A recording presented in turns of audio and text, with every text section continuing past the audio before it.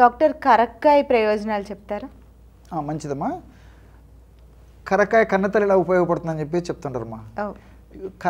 కన్నతల్లి ఏ విధంగా అయితే పిల్లల్ని 24 గంటలు కాపాడుతూ సంరక్షిస్తూ 24 గంటలు అదే ధ్యాసలో ఉంటుందో అదే పద్ధతిలో కరక్కాయ మన వద్ద ఉంటే కన్నతల్లి మన వద్ద ఉండి మన ఆరోగ్య పరిరక్షణకు ఉపయోగపడుతుందని చెప్పేసి మనం గుడ్డిగా గుర్తుపెట్టుకోవచ్చమ్మా.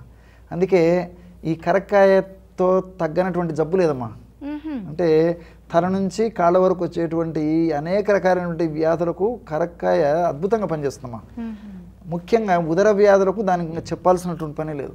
అంటే గ్యాస్ట్రిక్ ట్రబుల్ సమస్యలు కానీ కడుపుకు సంబంధించినటువంటి పేగులకు సంబంధించినటువంటి ఉదరానికి సంబంధించినటువంటి సమస్యలకైతే ఇంకా చెప్పనక్కర్లేదమ్మా, అంత గన్షాట్గా పనిచేస్తుంది అనమాట. ఈ విషయం చెప్తుంటే నాకు మరొక విషయం కూడా మన మహర్షులు చెప్పినది గుర్తొస్తుందమ్మా. హరితకి అనేటువంటి పేరుందమ్మా దీనికి. కరక్కాయను హరితకి అంటారు సంస్కృతంలో. హరితకి మనుష్యాణం మాతేవహిత కారణం, మనుషులకు తల్లిలాగా మేలు చేస్తుందంట. కదాచిత్ కుప్యతే మాత, ఒక్కొక్కసారి తల్లికి కూడా పిల్లల మీద కోపం వస్తుంది. ఎందుకంటే పిల్లలు బాగుండాలనేటువంటి కోపమేమా, అది ఇక్కడి నుంచి వచ్చేటువంటి కోపమే కానీ గుండెల నుంచి వచ్చేటువంటి కోపం కాదు. పిల్లల భవిష్యత్తు కోసం పిల్లల భవిష్యత్తు బాగుండాలనేటువంటి తల్లి వ్యక్తం చేసేటువంటి కోపం. కదాచిత్ కుప్యతే మాత, ఒక్కొక్కసారి తల్లి కూడా కోపం వస్తుంటుంది పిల్లలు చేసేటువంటి పనుల మీద, పిల్లలు సరైనటువంటి దారిలోకి తెచ్చేదానికోసం అని చెప్పేసి. నా ఉదరస్య హరితకి, ఉదర రోగాలలో అలాంటి కోపం కూడా ఈ కరక్కాయకు రాదంటమా. అంటే అంత కూల్గా పనిచేస్తుందని చెప్పేసి మన మహర్షులు చెప్పడం జరిగింది. అట్లే ఒక కరక్కాయ ఉంటే మన బాడీలో ఉన్నటువంటి 3 దోషాల్లో ఉన్నటువంటి అప్ అండ్ డౌన్స్ను కంట్రోల్ చేసేసుకొని 3 రకాలైనటువంటి దోషాల వల్ల కలిగేటువంటి సమస్యలు తగ్గించుకోవచ్చమ్మా. సర్వసాధారణంగా వాత దోషము, పిత్త దోషము, కఫ దోషం అని చెప్పేసి 3 దోషాలు ఉంటాయమ్మా మన దేహంలో. బయోరెగ్యులేటింగ్ ప్రిన్సిపల్స్ అంటారు అనమాట వీటిని. ఇవి ఏవి హెచ్చు తగ్గులైనా జబ్బులు వస్తాయమ్మా. వాతం ఎక్కువైనా జబ్బులు వస్తాయి, పిత్తం ఎక్కువైనా జబ్బులు వస్తాయి, శ్లేష్మం ఎక్కువైనా జబ్బులు వస్తాయి. మరి ఈ 3 జబ్బులు మించి వేరే జబ్బులు ఏముండవమ్మా. 3 హెచ్చుతగ్గుల వల్లనే జబ్బులు వస్తున్నాయి మనకి. సో దీనికి కేవలం కరక్కాయ అంటే ఈ 3 జబ్బులను కంట్రోల్ చేసుకోవచ్చమ్మా. 3 దోషాలు ప్రకోపించినటువంటి స్టేజ్ని కంట్రోల్ చేసుకోవచ్చు. దానికి కూడా నాకు ఒక విషయం గుర్తొస్తుందమ్మా.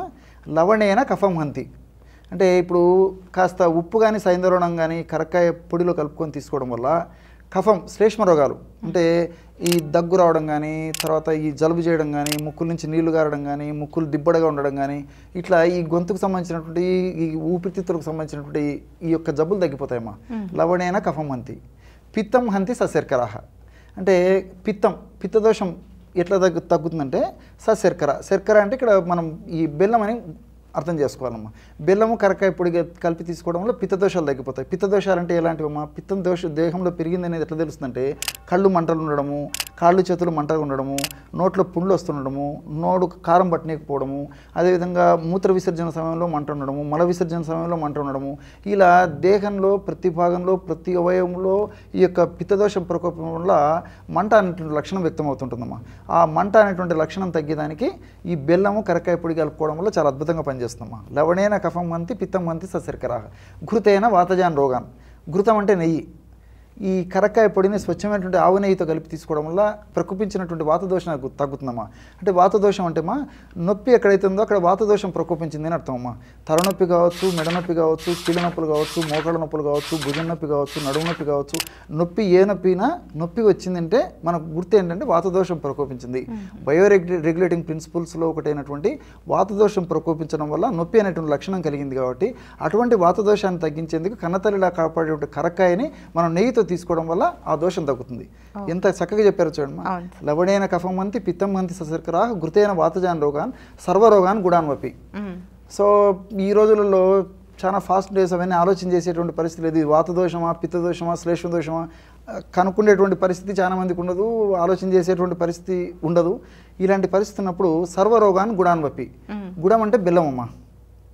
బెల్లంతో కలిపి కరక్కాయ పొడిని తీసుకుంటే అది వాతం కానీ, పిత్తం కానీ, శ్లేష్మం కానీ అన్ని రోగాలకు త్రిదోషాలు ఏది ప్రకోపించి అచ్చుతగ్గులు అయిపోయినా అదంతా కరెక్ట్ చేసేటువంటి శక్తి కన్నతల్లిలా కాపాడే కరక్కాయ తీసుకొని రెక్టిఫై చేస్తున్నాం.